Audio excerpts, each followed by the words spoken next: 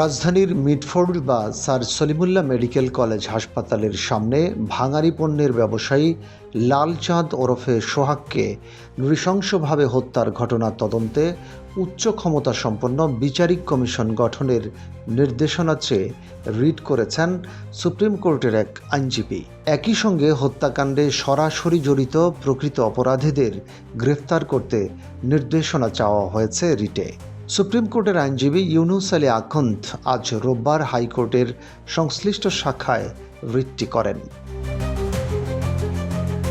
আইনজীবী গণমাধ্যমকে বলেন, শুনানির জন্য আজ রিটটি বিচারপতি কাজী জিনাত হক ও বিচারপতি আইনুন নাহার সিদ্দিকার সমন্বয়ে গঠিত হাইকোর্ট বেঞ্চে উপস্থাপন করা হয়।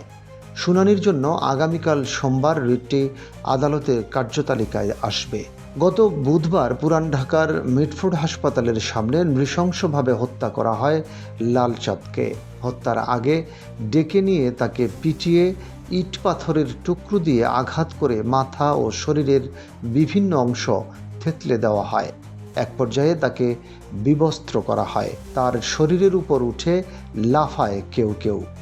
এ ঘটনায় জড়িত যুবদল, স্বেচ্ছাসেবক দল ও ছাত্রদলের 5 নেতাকর্মীকে সংগঠন থেকে আজীবনের জন্য বহিষ্কার করেছে বিএনপি।